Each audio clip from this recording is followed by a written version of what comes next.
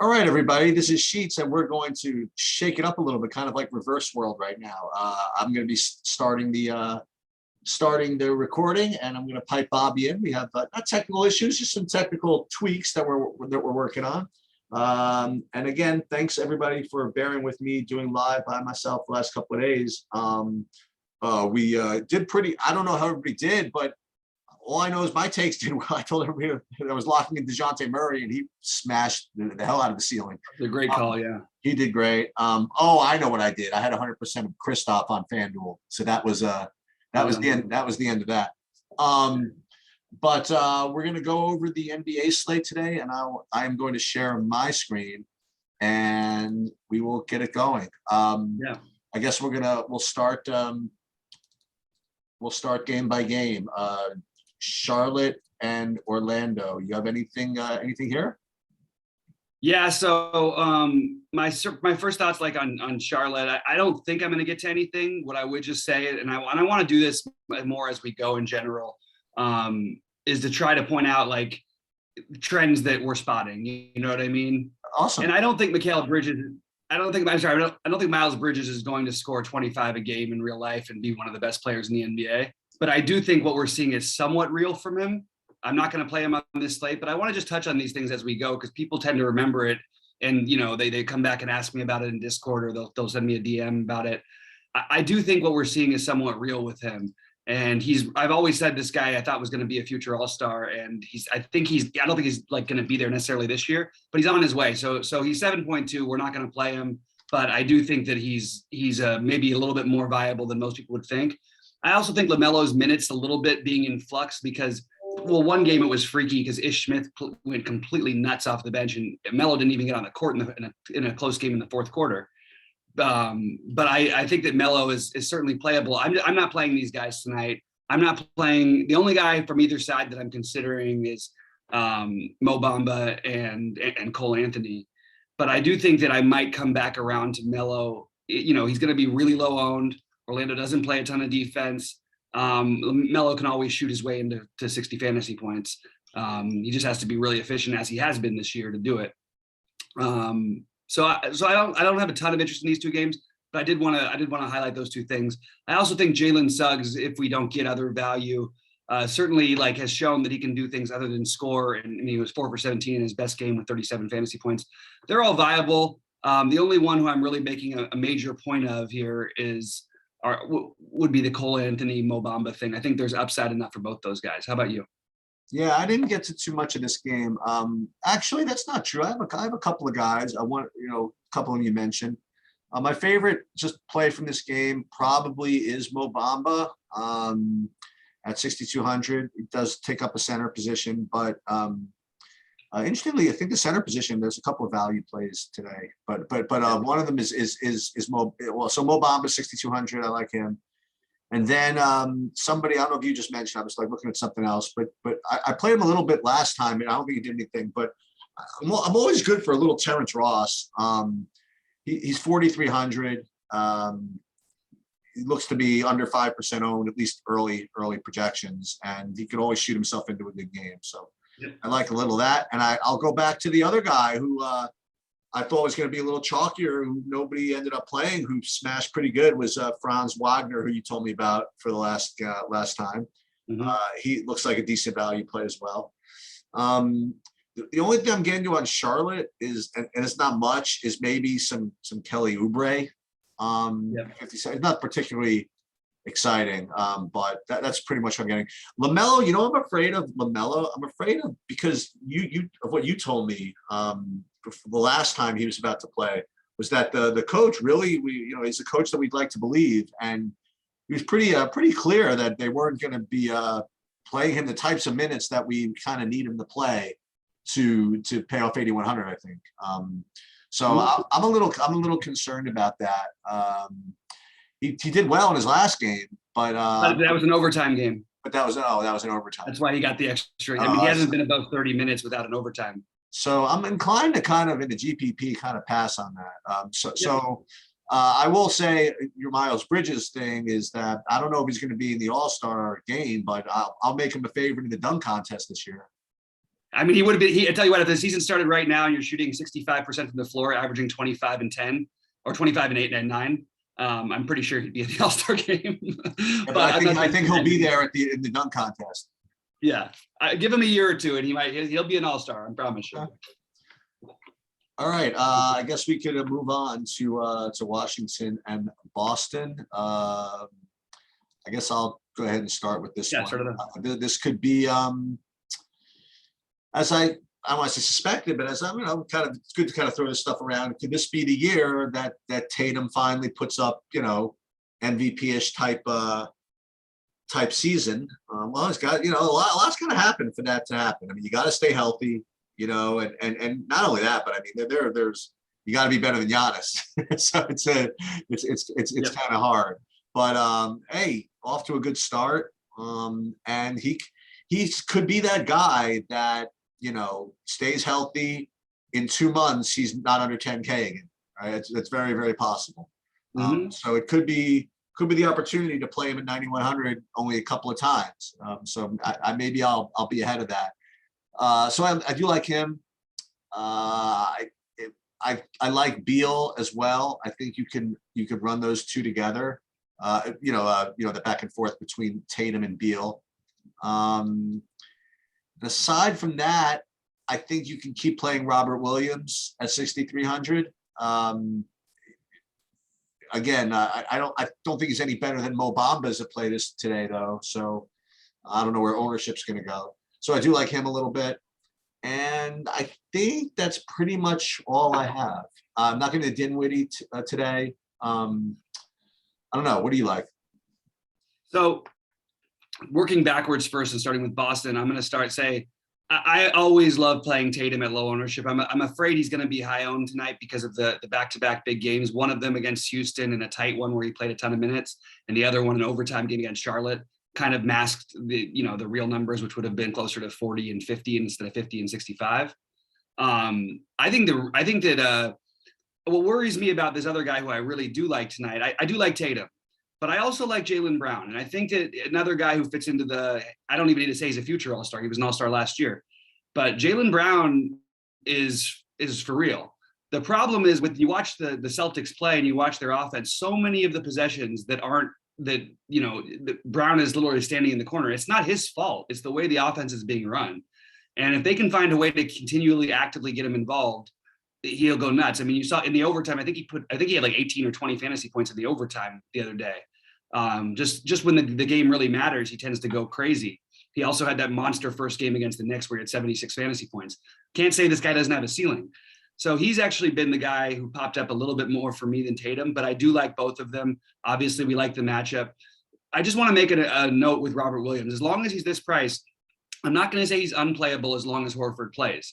But when Horford doesn't play are the times where he's had his big games. When Horford does play, we haven't seen anything out of him. In fact, we've seen a lot out of Horford. Horford's put up 44 and 36 in his 2 games so far.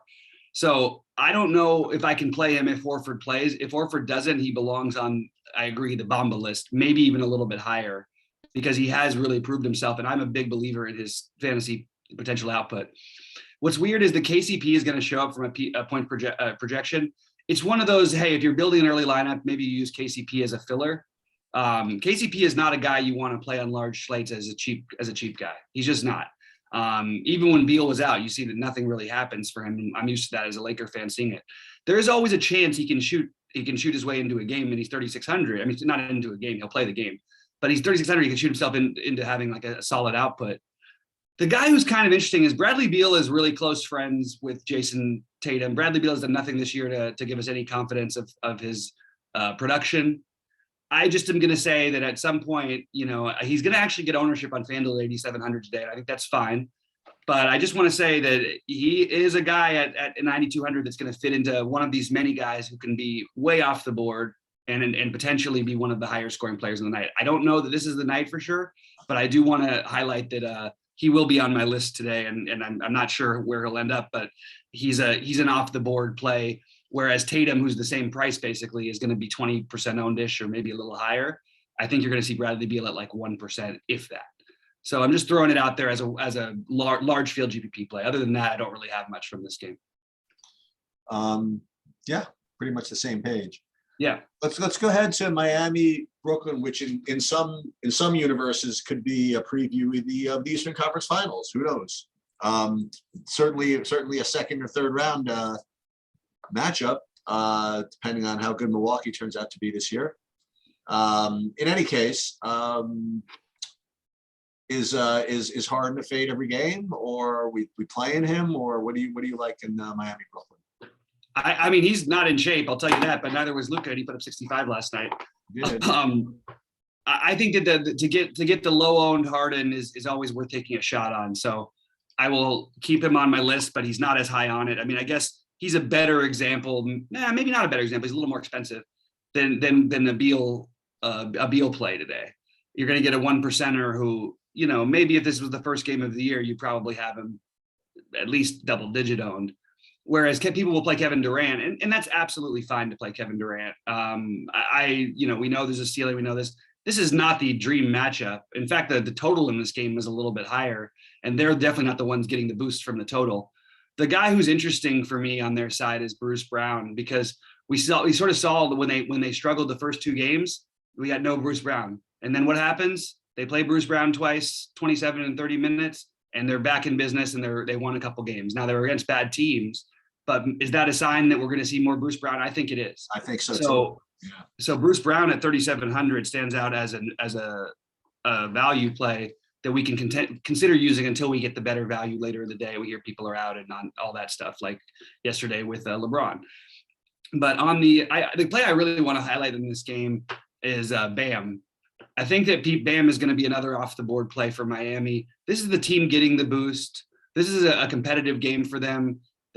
Everybody on Miami should be considered in play, because I think they will. This is the kind of game, it is a bring it game. But Bam has the biggest advantage against these guys. And this could be one of those 20 and 20 games for Bam against this Brooklyn front line. So I really like Bam here today. You also have a sloppy team in Brooklyn that turns the ball over and gets their shots blocked a ton.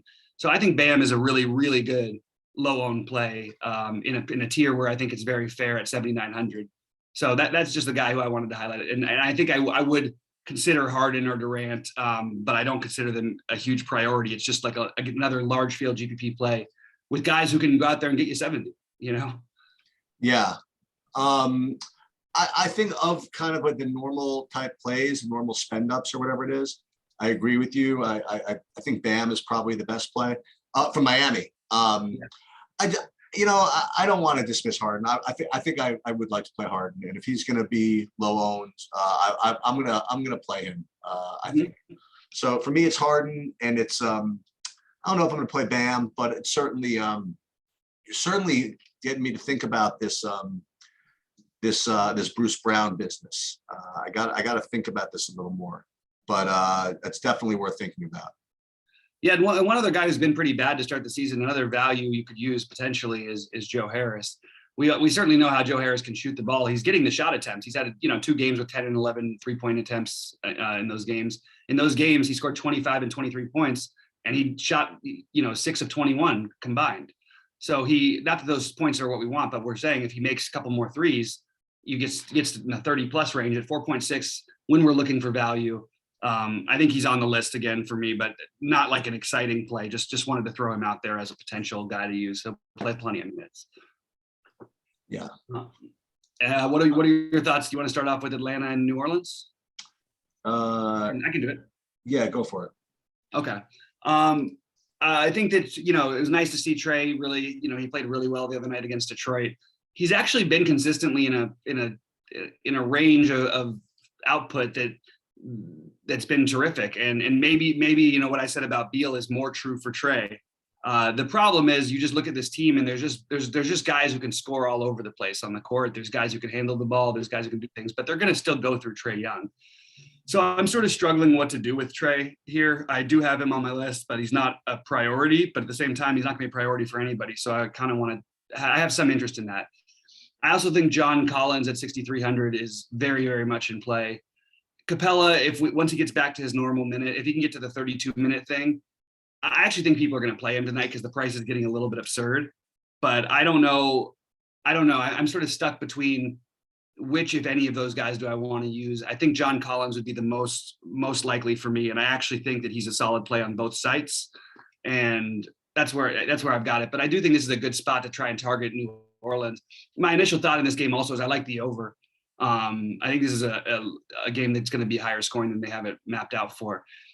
Javale has absolutely been crushing. This is not the same matchup that he's been facing, but they really have faith in him. And one thing we know about Javale, that Sheets, what was our issue with him in the past? They didn't give him minutes. Now he's on a team that gives him nothing but minutes.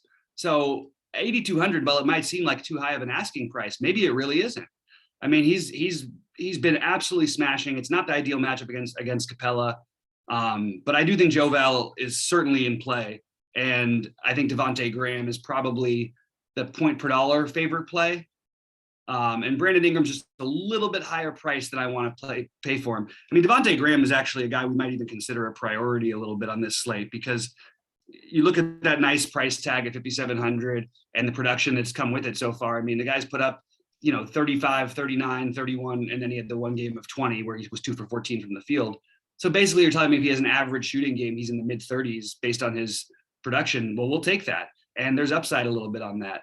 The issue I have is that Brandon Ingram is probably going to put up 60 one of these days. I'm not going to chase it today, but I do think that he's been sort of a little bit, a little worse than I was hoping for at the beginning of the year, although he's been fine. If he was 7,500, I would be playing him. You used to ask me, what's the price tier you play this guy at? What do you fade him? Well, if he was 7,500, I would have tons of Brandon Ingram. At 8,500, it's harder to get to. There's just other guys. Now he's entered a different tier of players. And Nickeil Alexander-Walker, the same thing that's been true every day is still true. He's a good play on FanDuel, tougher to get to on Draftkings. Yeah, so I really like the idea, as usual, to play a low-owned Trae Young, as you mentioned. I consider that a very similar play to Bradley Beal. And I think obviously they both have 70-point upside, and they're going to be low-owned. And I think those are, and I don't think that there's I don't think it's one of those days where, you have guys that are all these raw points that are just kind of locks out there. So I think that, I think Trae can outscore Harden. I think, you know what I mean? Like in some variations and stuff like that. So I do like that. And my issue with Capella is the same as yours. It's when you have these guys that are, I don't want to say on minutes restrictions, but whatever it is, like they're being eased back or whatever. There's two schools of thought, right? One is to try to get ahead of that game that they're going to get the minutes, right? Or if you want to be a little safer, you can just wait to see that game with the minutes and hope the price doesn't rise the next day. I haven't really been following the progress of Capella and his whatever, but I think that we should probably look into it more. Like if they've seen any indication that this is going to be the game they finally let him loose, then we haven't seen any indication of that. Right. Then I would say that 6,500 is kind of a joke and we have to just slam him. But if we haven't seen any indication of that, I still am of the belief that anything resembling a minutes limit should be just faded in GPPs in the NBA. So I'm probably going to not play him. I don't really want to play anybody else. I didn't quite get to Collins this time, but I did last time. But I'm not getting to this time. But I do like Trae. And on the other side, I didn't really get. You know what? I got spooked by. Well, at least my spreadsheets got spooked by the Javale price, as you suspected people would. And like I said, maybe that's wrong. Maybe he is still a really good value at 8,200.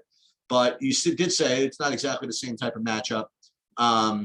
So I don't know if he's low owned. Again, maybe I'll take a shot. But I don't have really too much on the New Orleans side. There was one guy I thought that I was going to like, but I didn't. No, not really. So I'm just kind of off of that whole team actually. Yeah, I just want to reiterate. Capella did have his two big games against the the defense of Karl Anthony Towns, which even though he's supposedly worked on it and all this stuff, he is. It's a spot Javale always has smashed. He's always going to smash. But I'm just saying that this minutes trend. I mean, Javale was the guy. We'd see it all the time. 20 fantasy, 20, right. 25 in the first quarter, and then he only plays 14 minutes the rest of the game. Now he's not that guy anymore. They just gave him the extension. He's a really good player who deserves his due. The problem is the matchup. But I do want to point out he was 7 for 18 in the last game. He had 23 rebounds. But this is the kind of game where, he's doing all the rebounding for them right now. Like you can't get it. That's probably what my issue with Ingram is and why he hasn't had bigger games. He's rebounding fine, but I thought he was going to be like double-digit rebounding this year with Zion out. But it's all gone to Javale because Javal's a much better player than Steven Adams was when he was there. I just think Javal's one of those plays where, yeah, he's not going to show up as being this super duper play. I would say on FanDuel at 7,500, I think he's going to get some ownership. But I actually think at 7,500, it gets to be that right price tier. You know what I'm saying? Yep. It's that little bit of difference that puts you into a different tier of player. And that's why I like him a little better on FanDuel. At the same time, playing him on DraftKings, you'll get significantly lower ownership. All right. Well, go ahead. You start with Indiana, Toronto. Yeah. So Indiana, Toronto, I do like Fred VanVleet a lot. He's going to be pretty popular, but under 8K for him, I think is very, very fair. So I will just start with that. And then as far as like spend ups on Indiana, I'm not really getting this Sabonis that much at 9,900. So there's no real spend ups there, and I'm still not quite on board with the Brogdon yet. He's been playing well, like you said, before our the last game. But he's just not showing up for me quite as much. Now there's some interesting value on the Toronto side. It's not the greatest value in the world. There's better, but Precious is 4,900. Again, center spot though. Gary Trent is 4,800. That's not bad. So I guess that would be it. So VanVleet would be my clear best play of the game, and I would consider him one of the top plays on the slate, actually, given price and everything like that. But he is going to be owned, so just keep that in mind. And so it'd be VanVleet, then secondary plays Precious and Trent, and then really nothing on the Indiana side for me. And we finally got the big assist game out of him. It's been a little bit of a rough business for a guy who was playing Trent. I've been playing VanVleet every day. I do like VanVleet though today. Indy's defense leaves a lot to be desired. I also like OG. I think that he's a really strong play. It's a guy who they've looked to more. And if he had the really rough shooting games, but where he shoots the ball near 50% or whatever, he's in the 35 to 45 range in a couple games so far this year. This is a perfect matchup for a guy like him. So I do like OG. I'm going to be trying to pick on Indiana all I can because their defense is just absolutely awful. And Dragic, I guess, is sort of the forgotten guy here. So he's sort of out of the rotation a little bit. I'm a little surprised they went to that so quickly. And it does open it up for Gary Trent, as you mentioned earlier. But at 4,800, I don't know that I want to do that. I'll just say I don't want to do it. I may end up considering it if there is no value, which we know there will be. We have the incredible ups and downs of Miles Turner. The guy can put up 60 and he can put up 10. Oh. Just always interested in guys like that at 5,700. So I would throw him out there. And there's nothing wrong with playing Sabonis even at 9,900. I just don't think I'm going to do it. I think there's better plays out there, but I do think that the weird play, that maybe get weird run back, because I do like a couple Toronto guys, is Miles Turner. When I'm gonna be wrong on him, I'm gonna be way wrong. But when I'm right, it's gonna win you. You're gonna get a 0% owned guy at that could put up 50 fantasy points. And Toronto is the kind of team I could see him doing that against. So just throwing that out there. All right, Minnesota, Milwaukee. Yeah. So if you could afford it, I'd be into playing Giannis and Kat. It's rough to put 20,900 into those two guys, but you want to play both those two guys together and hope the game just goes off. I think that's totally viable. But what I will say is that I do like Giannis as the best play on the slate. He's going to be highly owned, as he always will be. I shouldn't say that, but at least on a slate like this, when he's under 11K, he's going to be pretty highly owned. And he looks to be the best play for me, at least on slate.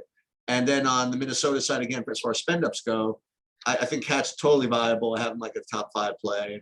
It's the question of what I want to pay for both of them.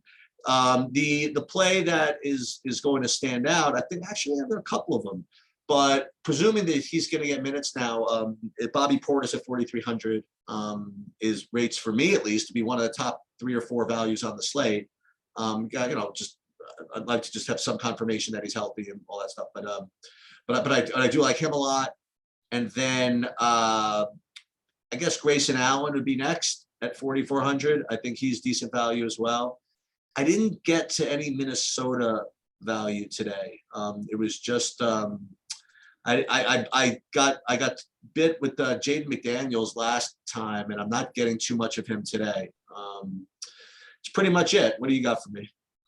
Yeah, I have to go back and say we skipped maybe the best play on the last slate, which was Precious.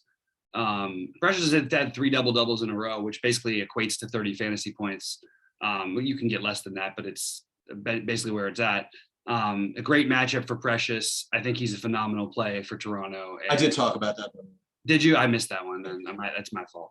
On the Minnesota side, I think I am definitely have no problem with going back to Jaden McDaniels. I'm going to be interested in guys in the 3Ks who are going to play 30 plus minutes.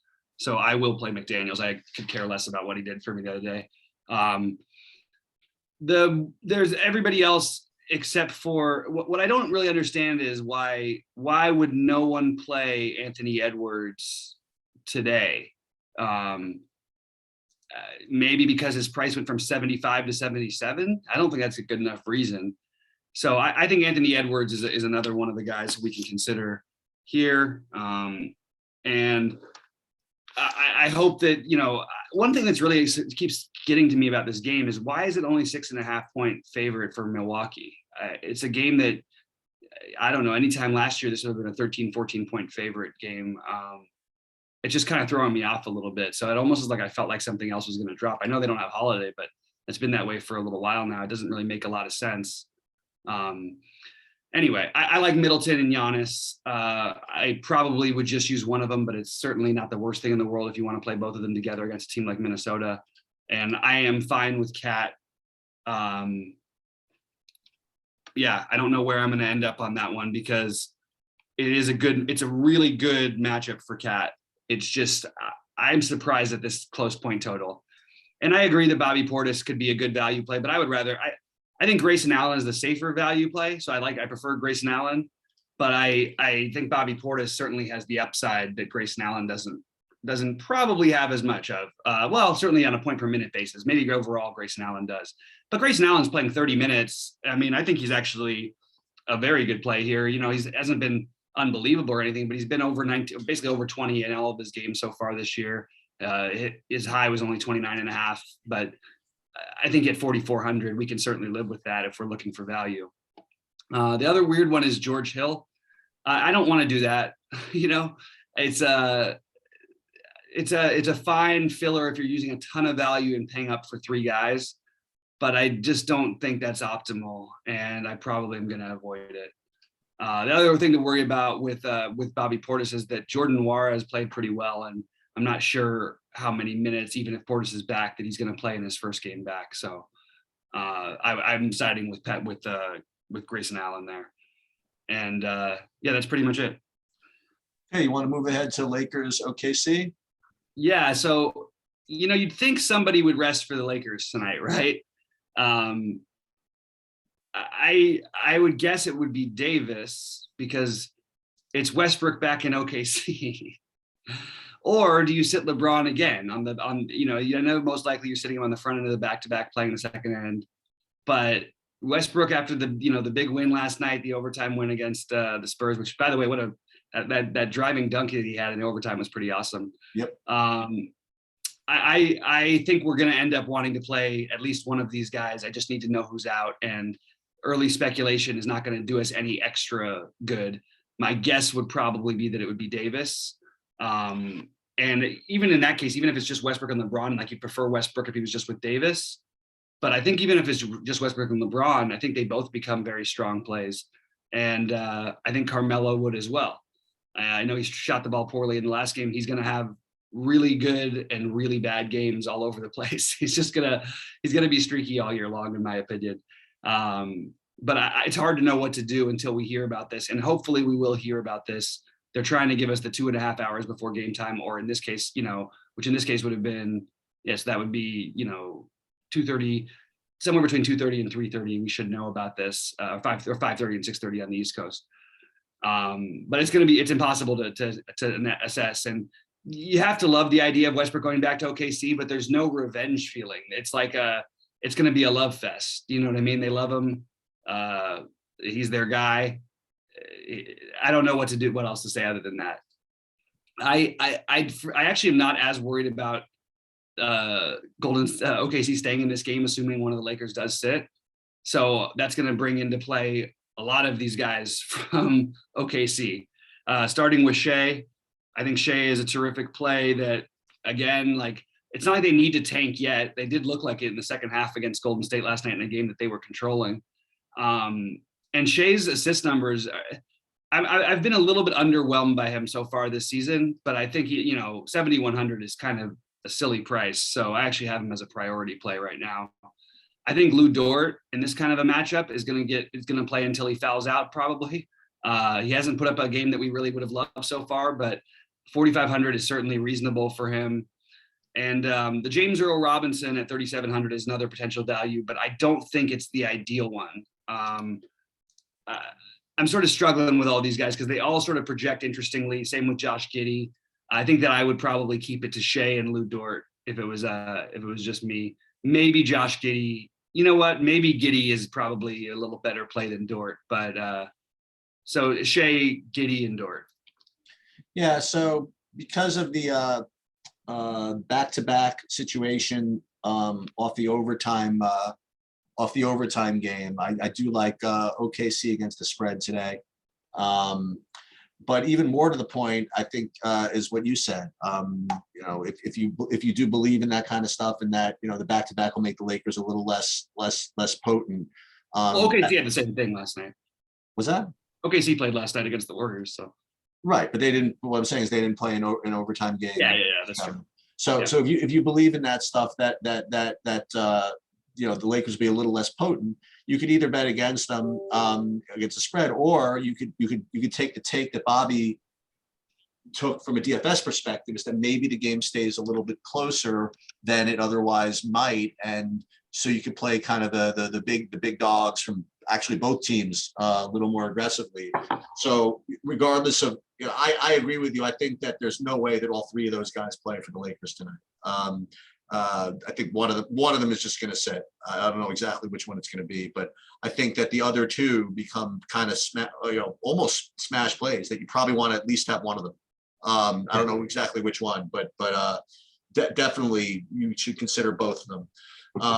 And then rises, Shea to that level. You know what I mean? That he becomes like a really strong play without without any blowout risk, but without the same blowout risk that otherwise could happen. So I do like that. I like Dort, like you said. Not to say you like Dort, but you brought him up, and I do like Dort. And if he does, like you said, if this game stays close and they run him out of a bunch of minutes, and yeah, he always has that possibility. So I actually do like this game in some sadistic way.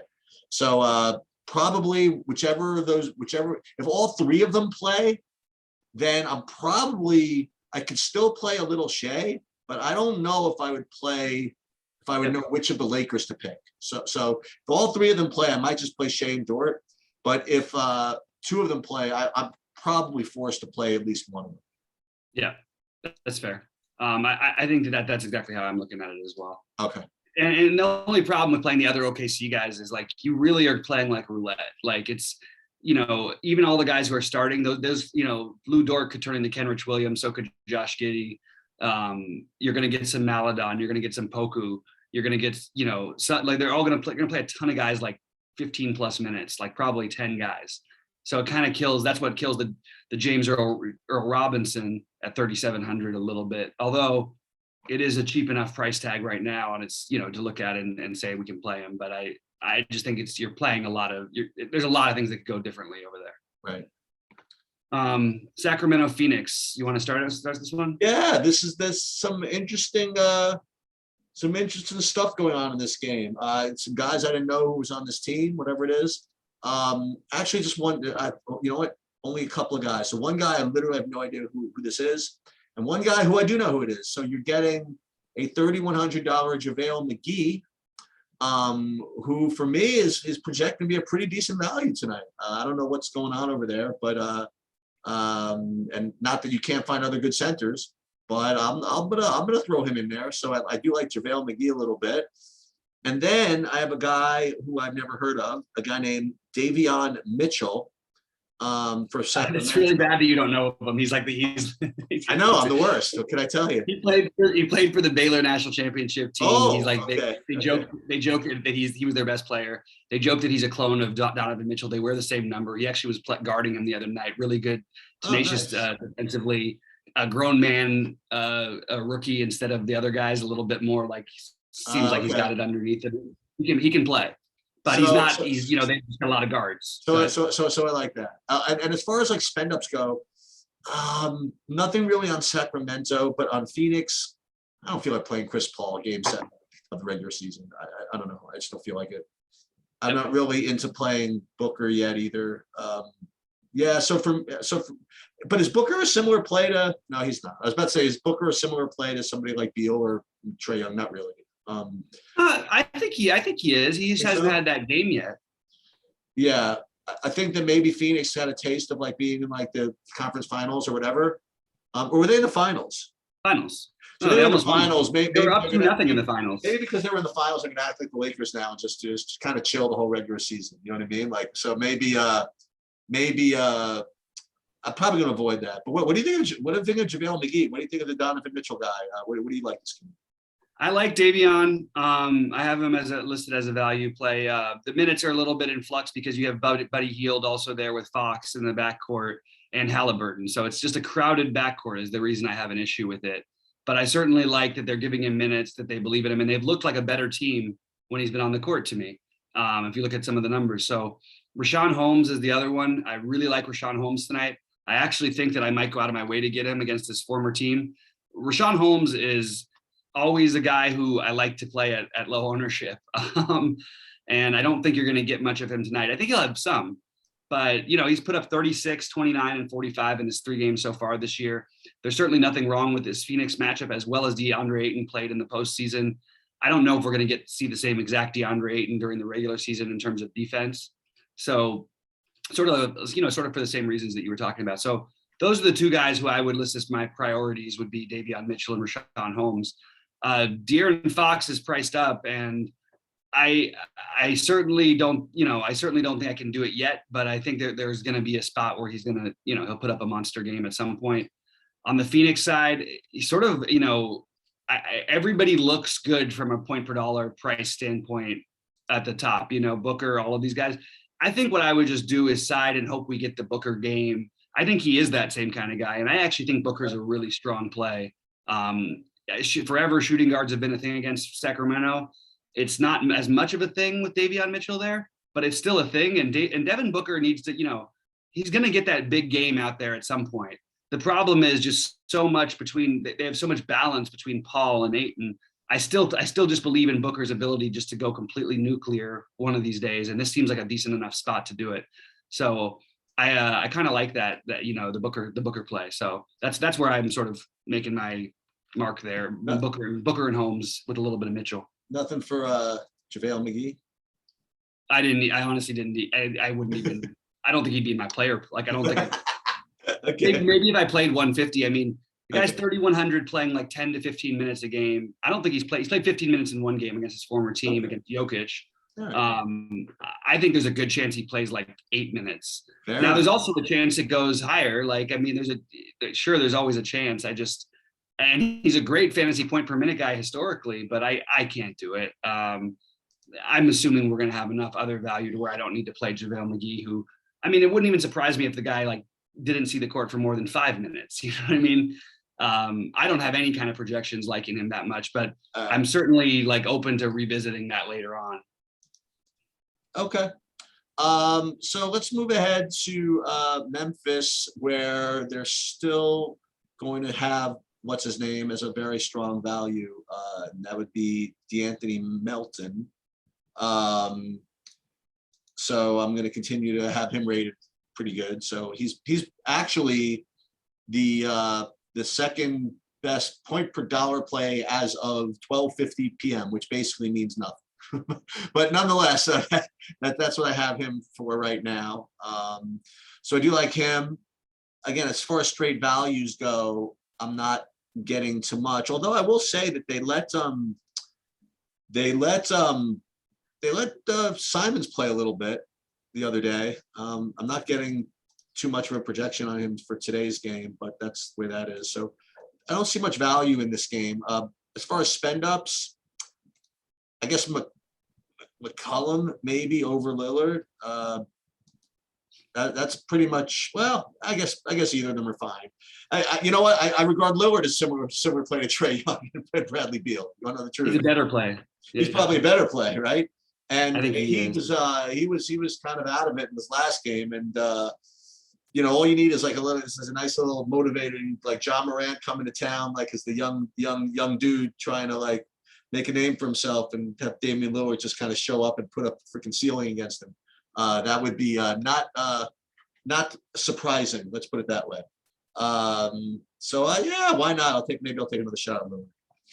So I think, look, it may not even equal out to his price, but I think that John Morant goes nuts tonight. Could be. John Morant leads the league in scoring right now. Does he really? Yeah, he's been probably the most exciting player to watch in the NBA this season. He's been absolutely tremendous in every way. The usage rate is getting up there towards the old Westbrook and Harden numbers at 38% almost. 37, actually 30 is a little over 37. At 9,600, it's going to be hard to get there. But I mean, Portland is just a trash defensive team. I mean, they are so bad defensively, and a lot of it should fall on Lillard's shoulders. All the crazy praise we give Lillard, there should be something somebody should knock him down a peg or two. Like, I mean, his teams being this bad defensively have a lot to do with him, and it's always been this way with him. So it's been this way consistently for the last 6 years. That's the, I don't know. I don't think I'm going to get to Ja, but I certainly don't think that he's a bad bet to get 50 to 70 or something. You know what I mean? This is a great matchup for him, but it's just a little too much to pay. Jaren Jackson Jr., I think, is interesting. I don't think we've seen the best of him so far this season, and he's always got the foul trouble issue too in general. But I think he's a guy who's on my list. You mentioned Melton. I would pivot and say I think Desmond Bane is a better play than Anthony. Oh wow, okay. Everybody's projected numbers, and I'm trying to figure out where they're getting these projections from because they don't make any sense to me. Desmond Bane has outscored D'Anthony Melton. He's played more minutes. He starts. D'Anthony Melton is backing up sort of him and Ja Morant. So D'Anthony Melton has put up 33 or more in every game so far this season. He's 4,800. And he's facing the worst defense in the NBA, or one of the worst defenses in the NBA, maybe the worst. So I sort of I can get on board with that. And I don't mind Melton, but I would prefer Bane. Okay. I love the guy I really love, though. I didn't even get to him yet. Steven Adams. Wow. It feels weird to have Steven Adams as such a priority, but what is he like 3,800 now? No, he's 5,300. Okay. But he's put up 33, 39, and 42 in his 3 games this season. What are we exactly afraid of? It's a different role. It's a new team until they teach us otherwise. The same thing with Javale, who switched with Steven Adams. Shouldn't we assume that we're going to get the same type of thing again against one of the worst defenses and a team that does play big? So if you're going to keep putting up 30s and 40s and you're 5,300, I have against the worst defense, I'm going to absolutely play Steven Adams tonight. He's a guy I actually have very high on my list. And on the other side, I am very happy to take a shot.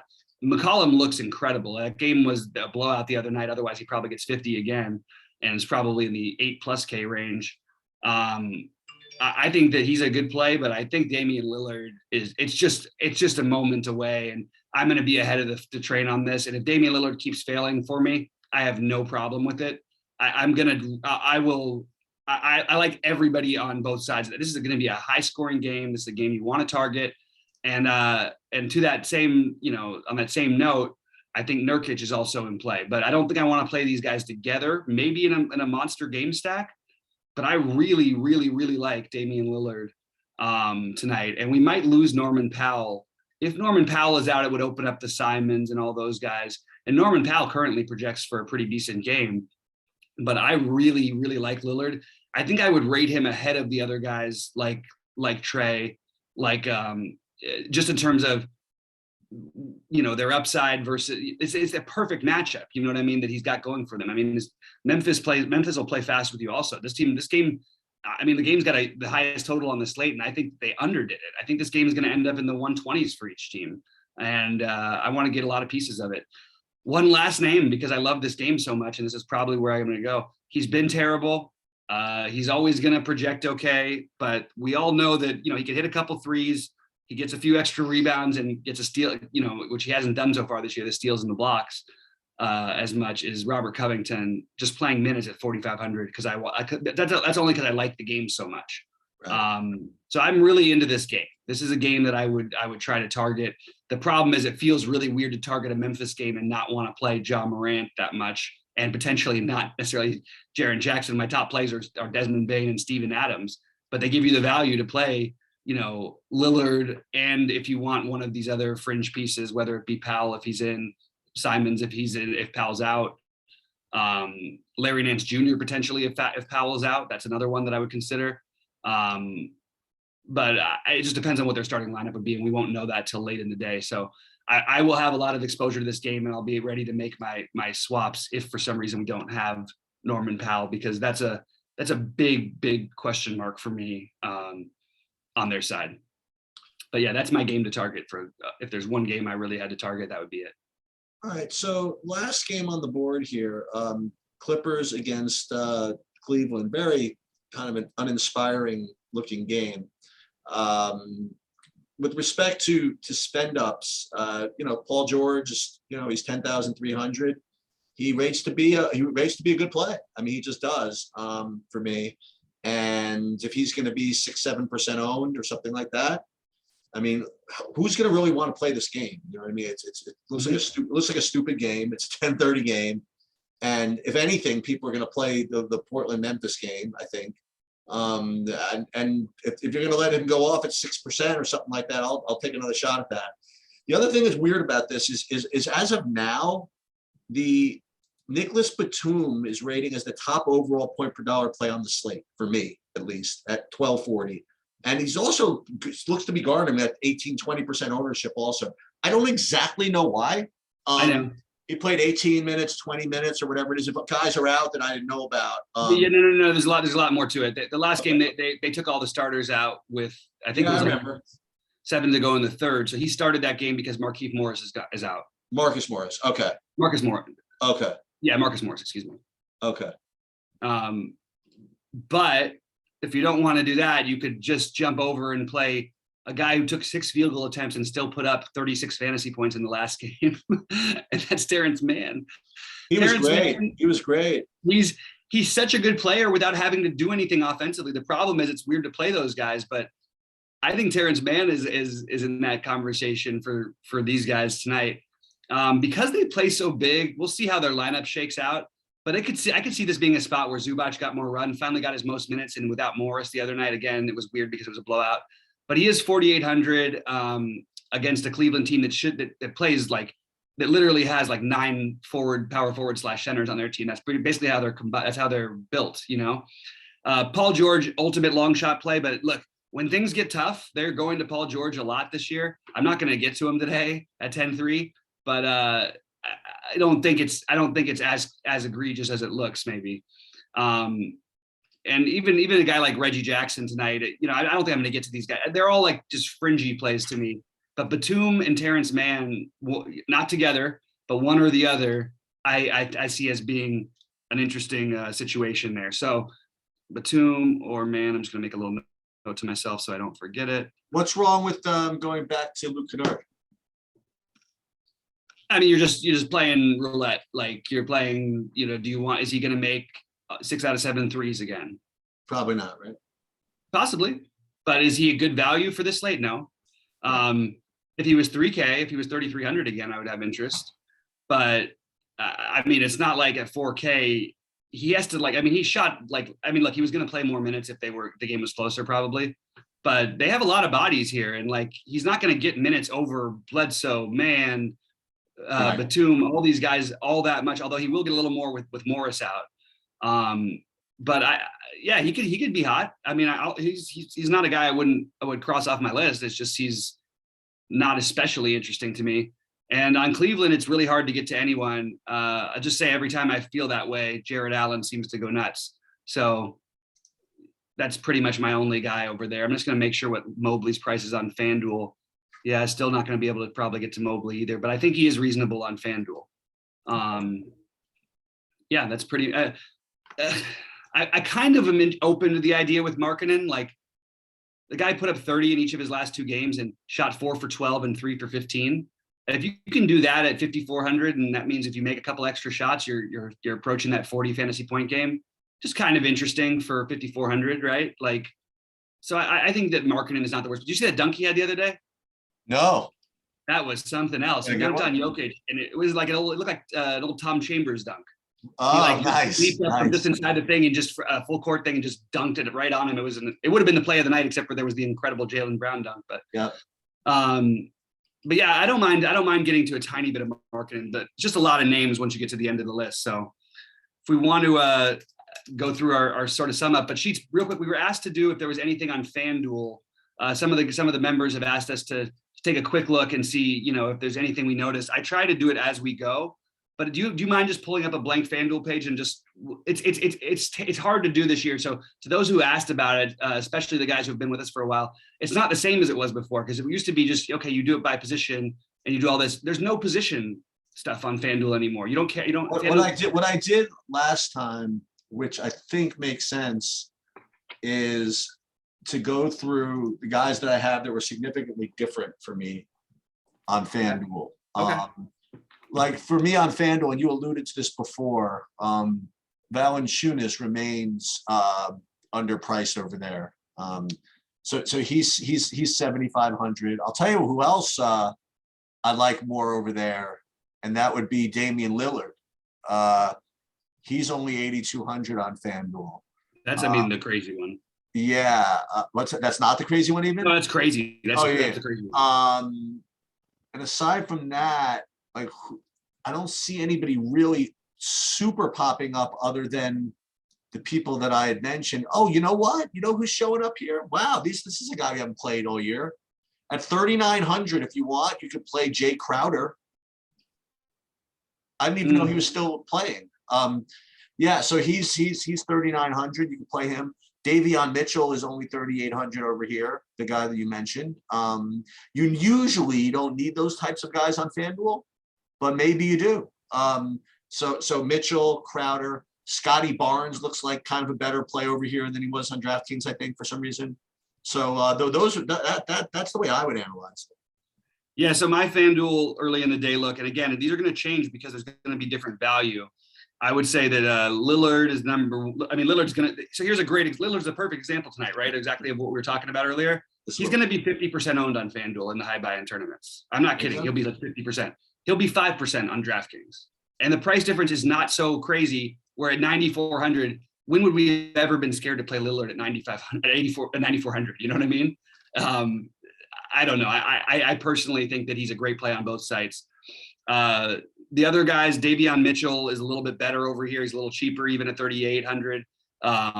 Gives you like a little bit extra room on a more flexible pricing thing. You can really pay up at a lot of positions here. Scotty Barnes, Precious, I still like over here as well. Nickeil Alexander-Walker stands out as a better price over here.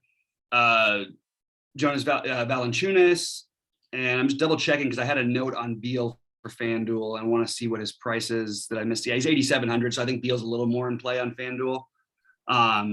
Kelly Oubre, a little more in play for me on FanDuel. And then you mentioned Lillard, Barnes, Reggie Jackson, and Davion Mitchell. Reggie Jackson's 5,600. It's a lot different than paying 65 on a tighter priced DraftKings. So just for funsies, let's throw some of these guys in that we mentioned. So this one, I got 2 guys left to go. So small forward. Wow, they dropped Shea's price a full 1,000. He was 8,100 yesterday on FanDuel. Oh yeah, that's crazy. I didn't realize. So Shea fits in the category too then. Yeah, he's in here. Yeah. So let's put in 5,600 per person. Let's do one spend up and one spend down. So power forward, we could play, or small forward, we could play either Crowder or Precious. You like Precious better? Yeah, I didn't even consider Jay Crowder. Okay, so we'll play Precious. And then small I forward. guess Jay Crowder I should consider. I mean, 3,900 is kind of silly, but he also hasn't put up more than 20 fantasy points this season. So let's see, small forward, 6,400. How about this? Someone we didn't mention from the other game, on the other side. Gordon Hayward. How about that? That's a fair price. So that's actually a fair price for Hayward over here. So I can certainly get. So I would say that we're in for $4. Just quickly though, I really do think Nickeil Alexander-Walker and Kyle Kuzma are every bit as good of a play as Gordon Hayward too. So just throw those guys in there too. So you can mix it around a lot. All right, well, you guys, there you have it. I'm going to get my builds up. We have a bunch of shows to cover today, so it might be a little bit later in the afternoon. I will update you in Discord. Don't forget, you can sign up now for 2 weeks free. You'll see exactly what I'm doing. We're going to have our live turn to premium probably in the next couple of weeks. We're going to have our Discord turn to premium the next couple of weeks. So join now. I'll attach it in the video sheets. Don't worry about it. You could just post it, and I'll attach all the necessary information. And let's make some money. I feel good about this slate. A lot of ways to go. And I want to throw out just real quick, I mentioned my FanDuel plays just now, but here's my priorities on DraftKings. If anybody's out, Westbrook, LeBron, AD, I want one of those guys or potentially even two of them, possibly. Not necessarily have to, because there's ways that game could go, but I think you want to take one of those guys at least if you can. Batum or Terrence Mann I have as a priority value. I really like Desmond Bane as a pivot off of Melton, who's looking pretty chalky. We mentioned Mitchell as another value. McDaniels, Grayson Allen is another value that I like. Bruce Brown, another value that I like. And then for my main plays, Giannis, Jaylen Brown, McCollum, Lillard. Obviously, these aren't all together. These are just my favorite plays. Fred VanVleet, Bam, Devonte Graham, Booker, Shai Gilgeous-Alexander, and Rashaan Holmes. And then just beneath them, I have Trae Young, John Collins, OG Anunoby. Actually, I want to put OG Anunoby into the priority. Cat, Anthony Edwards, Jason Tatum, and Precious. Yeah. So, all right, good. I will. We'll be live at 6. Yep. And yeah, good luck, everybody. Hang on a second. Let's get it tonight. Just hang on one second. All right.